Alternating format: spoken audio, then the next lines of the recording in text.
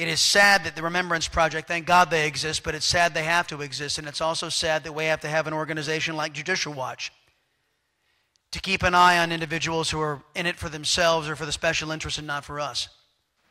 Tom Fitton is the president for Judicial Watch, 20 years experience in conservative public policy.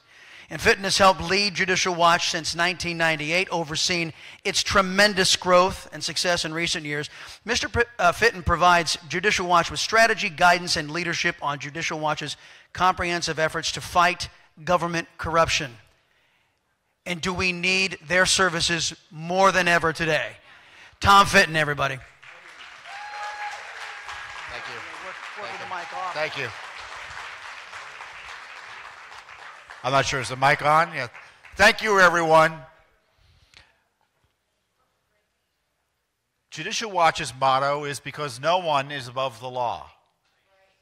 The concern I have is we have 10 to 13 million, 20 million, whatever the number is, of people that a lot of politicians think ought to be above the law. And the inverse of that is they think the victims of illegal alien crime and other innocents are below the law. They don't deserve the protection of the law and the enforcement of the law.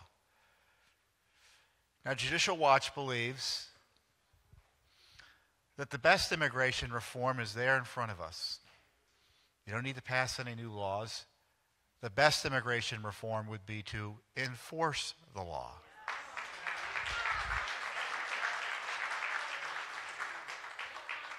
And to that end, we're just a little old anti-corruption group that uses a Freedom of Information Act to figure out what the government's up to. We've exposed the dangerous illegal aliens, for instance, the government doesn't want you to know have been released through FOIA. We exposed that the Deferred Action Program, the illegal amnesty for the children, actually didn't have any security checks. They bypassed all security checks and bringing them in and authorizing their stay. We've challenged sanctuary city policies all across the nation. Jim Starenhouse remembers one of our clients. We challenged a driver's license policy up in New York. We won. Less successfully so, we challenged sanctuary policies in Los Angeles. I think our first major sanctuary policy lawsuit was against Herndon, Virginia.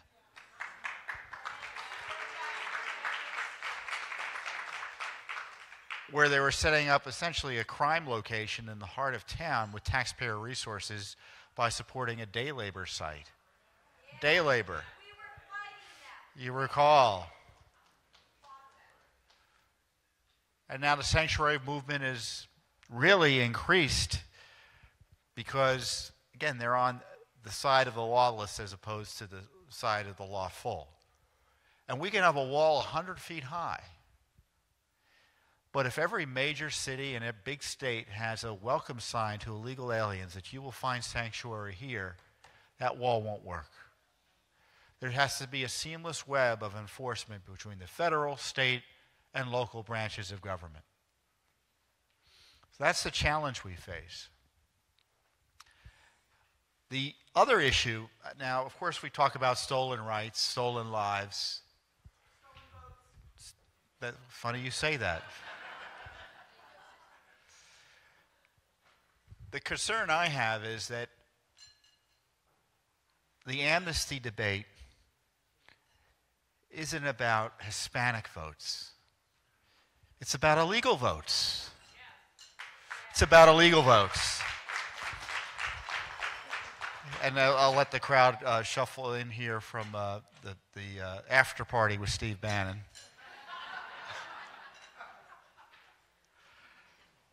President Trump, maybe, I don't know if he's right on the specifics, but he's right generally about the outrage of illegal votes here in the United States.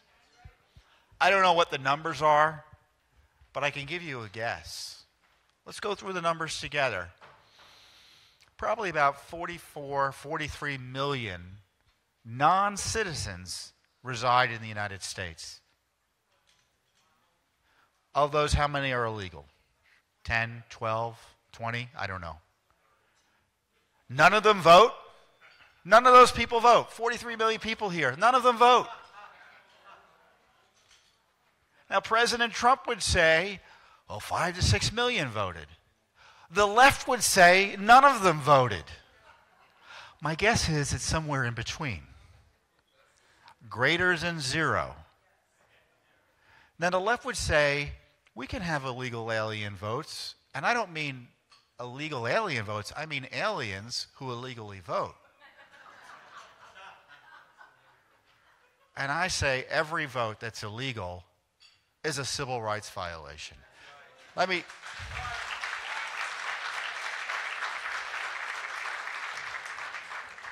We have stolen lives. Well, we did. They're here. And we need to fight for them. But we also have stolen votes and stolen rights for the living as well. If you look at the studies, there was a significant study done out of Virginia. Aliens vote and register in large numbers, and in large enough numbers to change the outcome of elections. Now, by my estimation, we had about 1.5 million illegal alien votes in the last election. 1.4 million by my guess.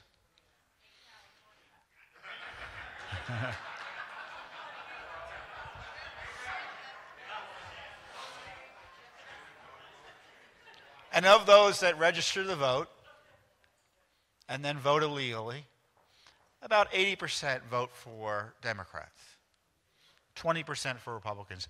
So the president got some votes from... But 1.1 million, by that calculation, voted for Hillary Clinton.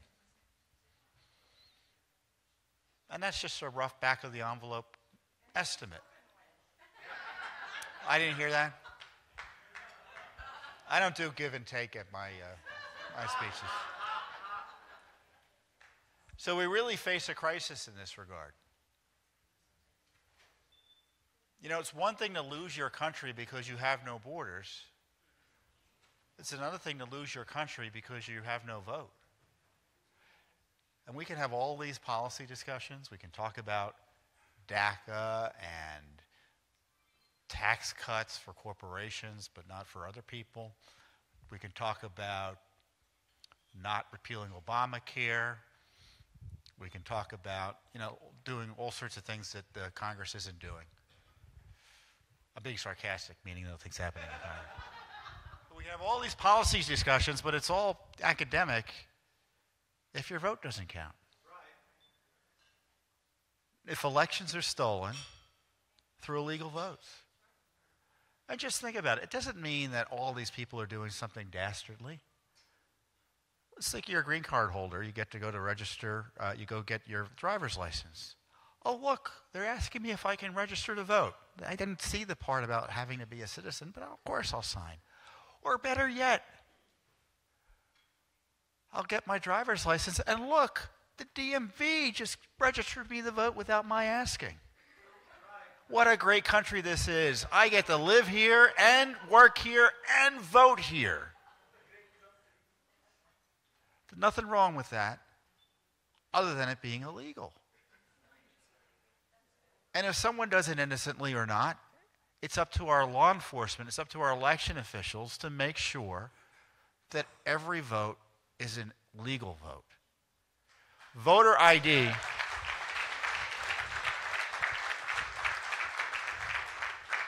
Voter ID is necessary but not sufficient. Aliens, both legal and otherwise, have the ID necessary in order to vote. We need to certify citizenship before we allow someone to register.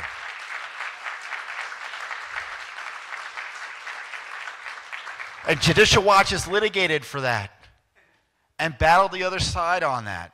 The Obama administration was outraged that anyone would even suggest that and fought that. Why on earth would you object to making sure that only citizens vote? Because you want to be able to steal elections if necessary with non-citizen votes. That's the battle we face. So in addition to trying to enforce the rule of law on immigration in terms of securing the border, deporting those who are here illegally, and enforcing the law generally, we have to protect our election system. And again, we could have everyone who is a non-citizen here lawfully and still have stolen elections with foreign votes if we don't have a secure system to ensure that only citizens vote. And just so you know, the left is prepared for this argument. They'll say, well, let the non-citizens vote. But at least that's an honest public policy debate, as opposed to the current process that allows illegal votes in large numbers in a way that changes the outcome of elections. So no more stolen lives, of course. But no more stolen rights. No more stolen elections. It's about the future of our country.